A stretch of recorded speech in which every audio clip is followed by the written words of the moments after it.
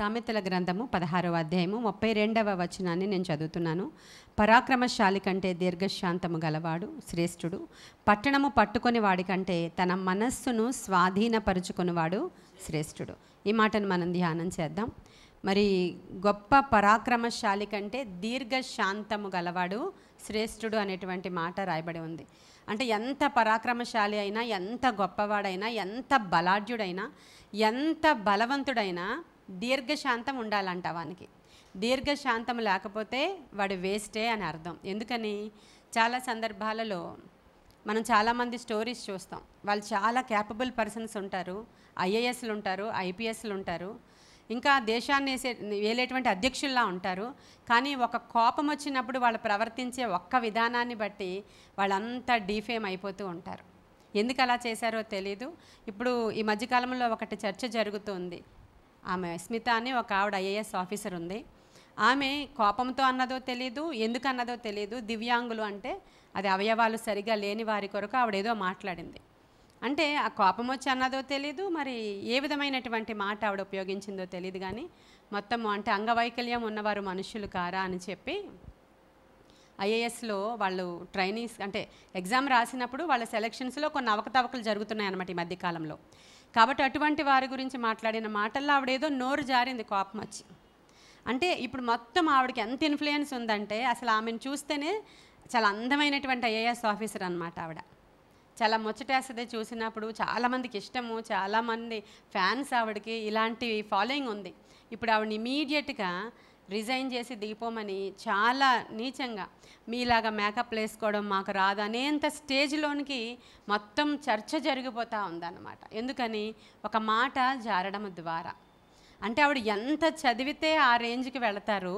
కానీ ఆవిడది కూడా ఇంకా అంటే నువ్వు నా దగ్గరికి వస్తే నేను 5 క్వశ్చన్స్ వేస్తా, మీరు చెప్పగలుగుతారా అని ఈ ఐఏఎస్కి ప్రిపేర్ అయినటువంటి పిల్లలతో సహా వాళ్ళు సవాళ్ళు విసురుతున్నారన్నమాట ఆవిడకి.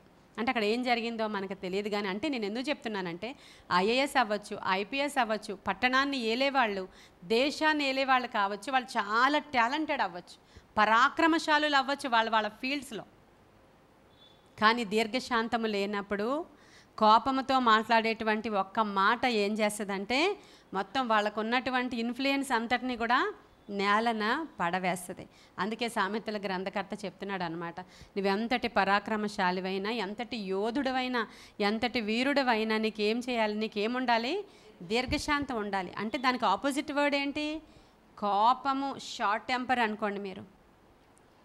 కోపము అంటే దీర్ఘశాంతము ఉండడం చాలా మనకి అవసరం. దీర్ఘశాంతము అనేది దేవుని యొక్క గుణలక్షణం. అది 1 పేతురు రాసిన పత్రిక 3వ అధ్యాయంలో ఆయన దీర్ఘశాంతం అంట ఆ యొక్క జలప్రళయం రాకుండా కాపాడడానికి ఎంతో ప్రయత్నం చేశారంట దేవుడు. ఆఖరికి ఓడ కడుతున్నంతసేపు కూడా ఏమంటారు అవకాశాలు ఇస్తూనే ఉన్నారంట ఈ ప్రజలు నశించిపోకూడదు అని. వాళ్ళు ఎంత దుర్మార్గులైనా, దుష్టులైనా, వాళ్ళు ఎలా వ్యవహరిస్తున్నా కూడా వారి ఎడల దేవుని యొక్క దీర్ఘశాంతము అలా నిలిచి ఉందంట. అయినప్పటికీ ఆ ప్రజలు ఆ దీర్ఘశాంతాన్ని వాళ్ళు గమనించలేకపోయారు. దీర్ఘశాంతము గలవాడు చాలా శ్రేష్ఠుడు అనేటువంటి మాట ఇక్కడ చూస్తున్నాం. మనకి దీర్ఘశాంతం వరకు వెళ్ళొద్దు, శాంతం అన్నా కావాలని అడగాలి దేవుణ్ణి. ఇంకా దీర్ఘశాంతం తర్వాత సంగతి ప్రభువా, మాకు అట్లీస్ట్ శాంతి సమాధానంగా ఉండేటువంటి నైజము మాకు దయచేయండి. ఆ విధమైనటువంటి తొందరపాటు నిర్ణయాలు మేము తీసుకోకుండా, మేము ఆ విధంగా అంటే కోపిష్ఠులుగా ఉండకుండా, దుర్మార్గులుగా ఉండకుండా, మాకు ఒక తలాంతు ఉంది, మాకు ఇలాంటి అంటే పరాక్రమశాలి అంటే మన ఫీల్డ్స్లో మనము కలిగినటువంటి తలాంతులు మనం కలిగి ఉన్నా కూడా శాంతముతో, సహనముతో, నెమ్మదితో కనిపెట్టుకుని ఉండేటువంటి గుణం మాకు కావాలని మనం అడగాలి. తర్వాత పట్టణము పట్టుకొని వాడికంటే తన మనస్సును శ్రేష్ఠుడు. అంటే పట్టణాన్ని పట్టుకునేవాడి కంటే తన మనస్సుని స్వాధీనపరుచుకునేవాడు శ్రేష్ఠుడు అంట. ఇందాక మనం మాట్లాడుకున్నట్లు ఇప్పుడు సంసోనే ఉన్నాడు. అతను పట్టణాలను పట్టుకోగలడు, ప్రాకారాలు కూల్చగలడు, సింహాన్ని చీల్చగలడు, ఏమైనా చేయగలడు. కానీ తన మనస్సును మాత్రం అతను స్వాధీనంలో ఉంచుకోలేడు. మనకు అందరికీ అర్థమైపోయినటువంటి కథ అది. ఆయన వీధిలో నడిచి వెళుతున్నాడంట. వీధిలో నడిచి వెళుతుంటే అక్కడ అందమైన అమ్మాయిలు కనిపించినప్పుడు ఒక దానిని చూచి పెండ్లి చేసుకోవాలనుకున్నాడు. కానీ వాళ్ళు ఉన్నటువంటి నియమ నిబంధనల ప్రకారం వారు ఏ దేవుణ్ణైతే కలిగి ఉన్నారో ఆ దేవుని యొక్క చిత్తం ప్రకారం అన్యజాతి స్త్రీని పెండ్లి చేసుకోకూడదు. దట్టు ఈయన దేవునికి నాజీరు చేయబడినవాడు. చిన్నతనము నుంచే అతని యొక్క తల మీదకి మంగలి కత్తి రాలేదు. ద్రాక్ష సంబంధించిన తీగ అయినను రసమైనను పండైనను తల్లి తన గర్భంలో ఉన్నప్పటి నుంచి కూడా తీసుకోలేదు. అంత మాత్రమే కాదు, కానీ ఆ తల్లిదండ్రులకి దేవదూత ఈ బిడ్డని ఇస్తున్నాను అని చెప్పినప్పుడు తల్లి అడుగుతుంది, తల్లిదండ్రులు అడుగుతున్నారు, ఈ పుట్టబోయే బిడ్డకి మేము ఏమేమి చేయాలి అని అడుగుతున్నారు వాళ్ళు. అంటే అంత నిష్ట కలిగినటువంటి కుటుంబములో పుట్టినటువంటి ఈ పరాక్రమశాలి, బలాఢ్యుడు, బలవంతుడు పోని అలాంటి వ్యక్తి తన మనస్సును స్వాధీనం చేసుకోలేని స్థితిలోనికి వెళ్ళిపోయిన సంఘటన న్యాయాధిపతుల గ్రంథంలో మనం చూస్తాం. అంటే ఈ బిడ్డకి పుట్టగానే మేము ఏమేం చేయాలంటే దేవుడు చెప్పాడు, మీరు ఇలా పెంచాలి, మంగలి కత్తి వేయకూడదు, ఇలా చేయాలి, అలా చేయాలి. ఎందుకంటే రేపొద్దున్న ఫిలిస్తీన్ల దగ్గర నుంచి ఇజ్రాయేలీలందరినీ జాతినే కాపాడడానికి ఉపయోగపడేటువంటి వీరుడితను, పరాక్రమశాలి ఇతని దగ్గర నేను నా బలమంతా పెట్టాను, అతను చాలా బలాఢ్యుడు అని చెప్పారు దేవుడు. అంత బలము కలిగిన వాడు, అంత మేధస్సు కలిగిన వాడు, అంత శక్తి కలిగిన వాడు తన మనస్సును మాత్రం ఎంత మాత్రం నియంత్రించుకునేటువంటి మనసు ఆయనకి లేదు. కాబట్టి ఆ అమ్మాయి కావాలనుకున్నాడు, ఆ అమ్మాయిని పెళ్లి చేసుకున్నాడు. తల్లిదండ్రులు చెప్తే వినిపించుకోలేదు, ఎందుకంటే తన మనస్సు ఇంక వినదు. ఈ రోజుల్లో ఈ పెళ్ళిళ్ళ విషయంలో ఇక్కడ కూర్చున్న మీకు ఇక్కడ ఎవరు యవనస్తులు లేకపోవచ్చు, మనం అందరం పెద్దవాళ్ళమే అవ్వచ్చు. ఈ పెండ్లి విషయంలో మనస్సు అణుచుకోలేకపోవడం వల్ల భయంకరమైనటువంటి ప్రాబ్లమ్స్ ఇళ్లల్లో. మనస్సు ఇలా చూడంగానే ఫస్ట్ సైట్లోనే ఏమైందంటే లవ్ అయిపోయిందంట. ఇంకా మనసు ఇంకా అమ్మాయినే కావాలని కోరుకుంటుందంట, మనసు ఆ అబ్బాయినే కావాలని కోరుకుంటుందంట. ఇంక వీళ్ళు వినరు మన మాట, వీళ్ళు వినరు. దేవుని చిత్తములో ఆయన ఏదో ఒక మంచి ప్రణాళిక కలిగి ఉంటారు, కానీ వీళ్ళు మనస్సు దేవుని వైపు వినరు. ఇప్పుడు ఆహాబు ఉన్నాడు, ఆహాబు వెళ్ళినప్పుడు యెజబెల్ నచ్చింది. ఇలా చూస్తే ఆయనకి ఆహాబు చాలా మంచివాడని చెప్పాలి. ఎందుకంటే ఆహాబు సింగిల్ ప్రేయర్ పశ్చాత్తాపంతో చేస్తే దేవుడే ఏలియాని ఇంటికి పంపించాడు. అంటే ఆహాబు మంచివాడే, భక్తిపరుడు అతను. కానీ ఆయన మనసు చెప్పింది ఎంత బాగుందో యెజబెల్ని చేసుకో అని. ఆవిడ వచ్చిన తర్వాత ఈయన జీవితం దుర్భరం అయిపోయింది, దేవునికి విరోధం అయిపోయింది. కాబట్టి ఈ ఆహాబులు యెజబెల్ని సెలెక్ట్ చేసుకోకుండా చూడాలి. ఖచ్చితంగా అది యెజబెలే అయి ఉంటుంది వచ్చేది. ఎందుకంటే బయటికి బాహ్యరూపం ఎంతో బాగుంటుంది, చాలా బాగుందని తీసుకొచ్చి చేసేసుకుంటాడు ఈయన.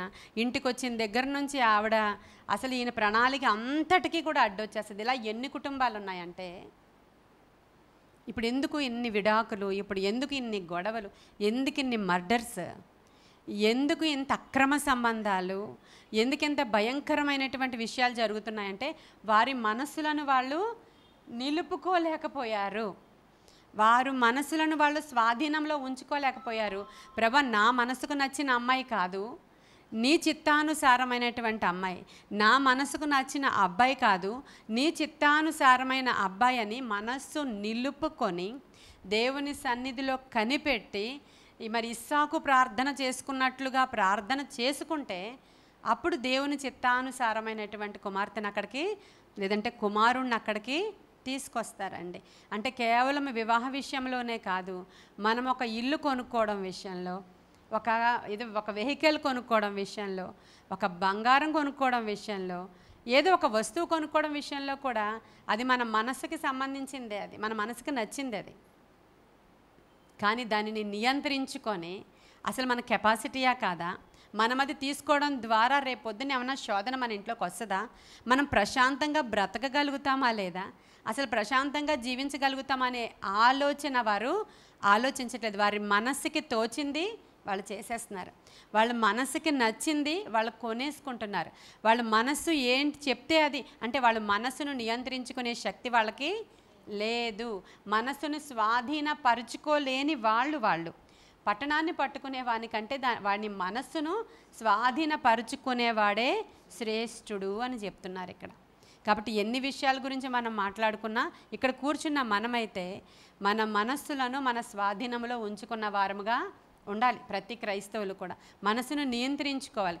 మనం ఎంత గొప్ప కార్యాలు చేసి, ఎంత గొప్ప ప్రార్థనలు చేసి, ఎంత గొప్ప పాటలు పాడే కెపాసిటీ మనం కలిగి ఉన్నా మన మనసు నియంత్రణలో లేకపోతే మనం వేస్ట్ అనే చెప్తుంది ఇక్కడ బైబిల్.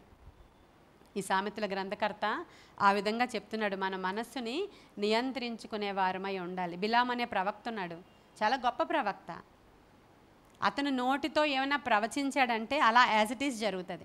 అతను నోటితో దీవెన ఇచ్చాడంటే దీవెన వచ్చేస్తుంది, శాపం ఇచ్చాడంటే శాపం వచ్చేస్తుంది. అలాంటి ప్రవక్త ఏం చూశాడు? బంగారం వెండి చూశాడు. ఆయన రాజు పంపించిన కానుకలను చూశాడు. మనస్సును ఇంకా ఆయన నిలుపుకోలేకపోయాడని అర్థం చేసుకోవాలా. ఫస్ట్ కొంచెం నియంత్రించుకొని వదిలే, దేవునితో పెట్టుకోవడం ఎందుకు, నేను రానన్నాడు. మరి ఎక్కువ కానుకలు పంపించాడంట రాజు. అప్పుడు ఆయన మనసు ఏమైంది? నియంత్రించుకోలేకపోయాడు. ఆయన ఫీల్డ్లో శూరుడు వీరుడే. మరి ఆయన ఫీల్డ్లో ఆయన చాలా గ్రేట్ కదా, ఆయన ఏమైనా చేయగలడు, పట్టణాన్ని పట్టుకోగలడు. ఆయన తన నోటి వాక్శక్తితో ఆ జనాంగాన్ని పట్టుకోగలడు అతను. కానీ అతను మనసును నియంత్రించుకోలేక దేవునికి విరోధంగా వెళ్ళాడు. ఆ సంపద ఏం చేసుకుంటాడు అసలు యాక్చువల్గా ఆయన? అంటే ఆ మనస్సు నియంత్రించుకోలేకపోయాడు. మనం కూడా. కాబట్టి ఈరోజు మనము మనసును నియంత్రించుకునేటువంటి కృప మాకు కావాలని అడగాలి దేవుణ్ణి. మారు మనస్సు అంటే ఏంటి? యాక్చువల్గా మనం దేవునిలోనికి వచ్చిన తర్వాత మన మనస్సులు మారి రూపాంతర అనుభవం పొందాలి అని రోమిలికి రాసిన పత్రికలో ఉంటుంది. మన మనస్సులు మారి ఏమవ్వాలంట? రూపాంతర అనుభవం పొందుకోవాలి. రూపాంతరం అంటే ట్రాన్స్ఫర్మేషన్. ఎలా మారాలి? మారు మనసులు లేకపోతే అసలు క్రైస్తవ్యమే వేస్ట్ మనం. కాబట్టి మనము మనసును అంటే మనం ఏమవ్వాలా? స్వాధీనపరుచుకోవాలి, నియంత్రించుకోవాలి. అసలు ఎస్పెషల్లీ క్రైస్తవులందరికీ కూడా ఆ నియంత్రణ శక్తి ఉండాలి. ఏది చూస్తే అది, ఏది పడితే అది, ఏది కావాలనుకుంటే అది, నీ మనసుకి ఏది నచ్చిందో అది చేయడం ద్వారా మీ ఇంట్లోనికి ఉర్రి పరిగెట్టుకుని వస్తుంది. అంతేనా? శాంసన్ ఇంట్లోనికి ఏమొచ్చింది? అదే వచ్చింది. ఆయన మనసును నియంత్రించుకోలేదు, ఆ పెండ్లి సంబంధం పాడైపోయింది. మళ్ళీ వెళ్ళేటప్పటికి ఆ భార్యను ఇంకొకటికి ఇచ్చి పెళ్లి చేసేశారు. మళ్ళీ ఆ అమ్మాయిని తెచ్చుకోలేడు వెనక్కి.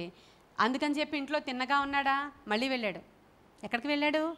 వేశ్య దగ్గరికి వెళ్ళాడు. ఎందుకని? అతని మనస్సుని అతను పోనీ ఇప్పటికైనా నేను నా జనులలో ఒక కుమార్తెను పరిశుద్ధ వివాహం చేసుకొని పరిశుద్ధంగా జీవించుదాము అనుకోలేదు ఆయన. ఒకసారి పడిపోయాడు, ఒకసారి చెడిపోయాడు, ఒకసారి తప్పుత్రోవను పట్టాడు. అయినా సరే తన మనస్సుని ఇంకా తను నియంత్రించుకోలేదు. రెండవసారి మరి ఎక్కువ పాపం. ఆ రోజుల్లో అది లీగలే, కానీ ఆ రోజుల్లో అది లీగల్గానే ఉండేది.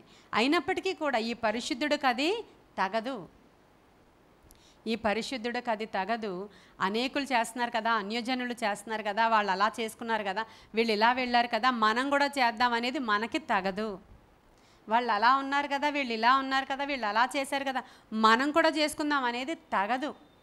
దేవుని యొక్క బిడ్డలమైనటువంటి మనము చాలా మన యొక్క మనసును స్వాధీనపరుచుకునేలాగా ఉండాలి. సామెతల గ్రంథం 25వ అధ్యాయము 28వ వచనంలో ఏముందంటే, ప్రాకారము లేక పాడైన పురమెట్టిదో తన మనస్సును అణుచుకొనలేనివాడు అంతే. ఏముందండి అక్కడ? ప్రాకారము లేక పాడైన పురమెట్టిదో తన మనస్సును అణుచుకోలేనివాడు కూడా అంతే. ఇప్పుడు మనస్సు గురించే కదా మాట్లాడుతున్నాను నేను మీకు. ప్రాకారం లేకుండా పాడైన ఒక పురం ఉంది. ఆ పురానికి ప్రాకారం లేదు. ఒక ఇల్లు ఉందండి, ఆ ఇంటికి చుట్టూ గోడలు లేవు. ఒక పొలం ఉంది, అది మంచిగా పండినటువంటి ఒక ద్రాక్ష తోట, మామిడి తోట, వరి తోట ఏదో అనుకోండి. దానికి చుట్టూ ప్రహారీ లేదు, దానికి చుట్టూ ఫెన్సింగ్ లేదు, దానికి చుట్టూ గోడ లేదు. ఇప్పుడు ఆ గోడ లేనప్పుడు ఏం జరుగుతుంది? ఎవరైనా రావచ్చు దాంట్లోనికి కదా. గోడ లేదు కాబట్టి కుక్కలు వస్తాయి, నక్కలు వస్తాయి. ద్రాక్ష తోట దగ్గరికి చిన్న చిన్న నక్కలు వచ్చాయంట. ఆ ద్రాక్ష తోట అంతా కూడా పాడు చేసేసాను. చిన్న గుంట నక్క వచ్చిందంట ఫస్ట్. ఆ ద్రాక్ష తోట అంతా కూడా పాడు చేసేసిందంట. నీ మనసు యొక్క ఆలోచనలకి ప్రాకారంగానే లేకపోతే, ఏ ఆలోచన పడితే ఆలోచన నీ మనసులోనికి వచ్చేసేటట్లు నువ్వు అలౌ చేస్తే గుంట నక్కలు వస్తాయి, కుక్కలు వస్తాయి, నక్కలు వస్తాయి, దొంగలు వస్తారు, దోచుకునేవారు వస్తారు, రోడ్డు మీద పోయే ప్రతి వాడు వస్తాడు. దాంట్లోకి వస్తాడా? వచ్చినప్పుడు ఆ ప్రాకారము లేక ఆ పురం ఏమైపోద్ది? అప్పుడు దొంగల పాలైపోతుంది, దోచుకునేవాడి పాలైపోతుంది, కుక్కల పాలైపోతుంది, నక్కల పాలైపోతుంది, ఆఖరికి అది మట్టి దిబ్బలాగా అయిపోతుంది. అలా మన కుటుంబాలు అవ్వకూడదు అనుకుంటే ఏం చేయాలండి? మన మనస్సుని స్వాధీనం చేసుకోవాలి. పరాక్రమశాలిగా ఉన్న వాళ్ళు అనేక మంది వాళ్ళు దీర్ఘశాంతం లేక కోపిస్టులుగా అయిపోయి అక్కడికక్కడ భయంకరమైనటువంటి డెసిషన్స్ తీసుకొని భయంకరంగా అక్కడ అందరిలో మాట్లాడేసి ఇష్టం వచ్చినట్లు వాగేసి ఏమైపోయారు? చాలా సందర్భాలలో సిగ్గుపడిపోయారు. వాళ్ళు ఎంతో పెద్ద పొజిషన్లో ఉన్నవాళ్ళు ఈరోజు నేలన పడిపోయి ఉన్నారు. కారణం వాళ్ళు దీర్ఘశాంతం చూపలేకపోవడం వల్ల. ఎంత పరాక్రమశాలులైనా వాళ్ళకి దీర్ఘశాంతం లేదు, కంట్రోలింగ్ పవర్ లేదు. మైక్ టైసన్ తెలుసా మీ అందరికీ? అతను ఎంత పరాక్రమశాలియో, ఎంత వీరుడో, ఎంత శూరుడో, అసలు ఎన్ని బిరుదులు ఉన్నాయో ఆయనకే తెలియదు. కానీ ఒకే ఒక అమ్మాయి రేప్ కేసు పెట్టింది ఆయన మీద. అంటే అది కావాలని ఆయన ఇరికించారు అని తర్వాత అంటారు. కానీ ముందు మాత్రం ఒక అమ్మాయి దగ్గర ఏమైంది? ఎంతటి వీరుడు, ఎంతటి శూరుడు, ఎంతటి పరాక్రమశాలి. ఆ కేసుని అసలు దేశాన్ని అంటే ప్రపంచాన్ని జయించాడు అతను. ప్రపంచంలో అటువంటి వాడు వేరొకడు లేడు. అటువంటి ఆయన కేవలం ఒక అమ్మాయి పెట్టిన రేప్ కేసులో ఆయన జైలు పాలైనటువంటి సందర్భం దేశం, ప్రపంచం అంతా అయ్యో అనేటువంటి మాట. వాళ్ళందరూ పరాక్రమశాలులు, వాళ్ళందరూ కూడా వాళ్ళు గొప్ప గొప్ప వాళ్ళందరూ కూడా వాళ్ళ మనస్సులను వాళ్ళు స్వాధీనం చేసుకోలేకపోయారు, వాళ్ళు నియంత్రించుకోలేకపోయారు, వాళ్ళ స్వాధీనంలో వాళ్ళు లేరు, దీర్ఘశాంతాన్ని చూపించలేకపోయారు. కాబట్టి ఈరోజు అంటే ఇక్కడ పేర్లు కూడా కొన్ని మనం చూస్తే అంటే సంసోను లేకపోతే సొలొమోను మనకి వీళ్ళందరూ బాగా తెలుసు, చదువుకుంటున్నాం ఇప్పుడున్న రోజుల్లో కూడా. ఇంకా అనేక మంది ఐఏఎస్ ఐపీఎస్లు ఉన్నారు. ఇంకా మనం అస్తమానం ఇక్కడ పేర్లు చెప్పుకోవడం ఎందుకని చెప్పట్లేదు. కానీ చాలామంది ఐఏఎస్లు ఐపీఎస్లు ఎమ్మెల్యేలు ఇలా వాళ్ళ మనసును స్వాధీనం చేసుకోలేక పేపర్లలోనికి వచ్చి ఆ సోషల్ మీడియాలో అంతా చెత్త చెత్త అయిపోయినటువంటి సంఘటనలు ఆన్ చేస్తే వస్తాయి మీకు చాలా. ఎందుకని జరిగింది వాళ్ళందరికీ అంటే వాళ్ళు చాలా టాలెంటెడ్ పర్సన్స్, కానీ వాళ్ళ మనసును వాళ్ళు స్వాధీనంలో పెట్టుకోలేకపోయారు. ప్రాకారం లేదు వాళ్ళకి. ఏది పడితే అది రానిచ్చారు వాళ్ళ హృదయంలోనికి, ఏది పడితే అది చేశారు వాళ్ళు. కాబట్టి వాళ్ళ యొక్క గొప్పతనం అంతా పడిపోయి అంత వెలిగిన వాళ్ళు ఈరోజు కొలాప్స్ అయిపోయినటువంటి స్థితిలోనికి రావడానికి కారణం వాళ్ళ యొక్క మనస్సు బాగాలేదంటండి, ప్రాకారం లేదంట. ఈరోజు మరి మన మనసులకి ప్రాకారం ఉందా? చిన్న వివాహం దగ్గర నుంచి పెద్ద చిన్న వివాహం కాదు, అసలు వివాహమే చాలా పెద్ద విషయం, అది చాలా పెద్ద విషయం, అది మామూలు విషయం కాదు. దేవుని యొక్క ప్రణాళిక అంతా పాడైపోయి అసలు వాళ్ళు ఉట్టి మట్టిలాగా మిగిలిపోతారు. ప్రణాళికలో కానీ వివాహం చేసుకోకపోతే వాళ్ళు ఉట్టి మట్టి, ఇంకేం లేదు. అదే దేవుని ప్రణాళిక చెప్పున వివాహం చేసుకున్నారు అనుకోండి, ఆయన పనిలో వాళ్ళు వాడబడతారు, ఆయన పనిలో వాళ్ళు దేవునికి చాలా గొప్ప జీవితాలు జీవిస్తారు వాళ్ళు. అందుకని చెప్పి మనము వివాహం విషయంలో, ఉద్యోగం విషయంలో, వ్యాపారం విషయంలో, మన ప్రతి నిర్ణయం తీసుకునే ప్రతి విషయంలో కూడా మన మనస్సును అణుచుకొని దేవుని దగ్గర కనిపెట్టి ఆయన మనస్సు ఏంటో తెలుసుకొని మనం చేసుకోవడం, అంటే పనులు చేసుకోవడం, వివాహం చేసుకోవడం, బిడ్డలు యవ్వనస్తులు వింటున్న వాళ్ళు ఎవరైనా సరే కొంచెం దీర్ఘశాంతం చూపించుకొని, కొంచెము అణుచుకొని, కొంచెం నిలకడగా ఉండి, ఆలస్యమైనా పర్వాలేదు, దేవుని చిత్తానుసారమైనటువంటి విషయాలు మా ఇంట్లో జరగాలి. ఆలస్యమైనా పర్లేదు, మేము దేవుడిచ్చినటువంటి స్థలంలోనే కట్టుకోవాలి. ఆలస్యమైనా పర్లేదు, ఇల్లు కట్టుకోవడం అనేది ఏం ప్రాముఖ్యమైన విషయం కాదు. అసలు లేకపోయినా పర్వాలేదు, ఆలస్యమైనా పర్వాలేదు, దేవుని చిత్తం జరగాలి అనేటువంటి ఒక నిర్ణయాలు తీసుకోవాలంటే అది మన మనస్సుకే సంబంధించి ఉంది. కాబట్టి ఈరోజు ఆ విధమైనటువంటి మనసు మాకు కావాలి ప్రభువా. ప్రాకారం కావాలి మా మనసుకి. ప్రాకారం లేక ఆ పురం ఎలా పాడైందో మా ఇల్లు, మా జీవితాలు అలా పాడవ్వకూడదు అని అడుగుదాం దేవుణ్ణి. ఈ కొన్ని మాటలు దేవుడు మన వెనుకిడిలో దీవించును గాక. పరిశుద్ధుడు అయిన తండ్రి, నీకు వందనాలు. పరిశుద్ధమైన ఘనమైన నామానికి స్తోత్రాలు, స్తుతులు చెల్లించుకుంటున్నాను ప్రభువా. మా మధ్యలో నిశ్చయంగా మీరున్నారు. ఇంకా అనేక మంది నాయన నా తండ్రి మనసును అణుచుకోలేని వాళ్ళు, నాయన ప్రాకారము కూలిపోయిన వాళ్ళు, వారి జీవితాలని వారు పాడు చేసుకున్నారు ప్రభువా. వారు పాడు చేసుకున్నారు తండ్రి. కానీ నాయన ఇదిగో మా మనసును నియంత్రించుకోవడం ద్వారా, మా మనసును మేము నా తండ్రి మా దేవుని మీద నిలుపుకోవడం ద్వారా, దేవుని వాక్యం మీద నిలుపుకోవడం ద్వారా మా పురాలు మా ప్రాకారాలు మేము కాపాడుకోవాలి ప్రభా. మా జీవితాలు మేము కాపాడుకోవాలి ప్రభా. మమ్మల్ని మేము నియంత్రించుకోవాలి ప్రభా.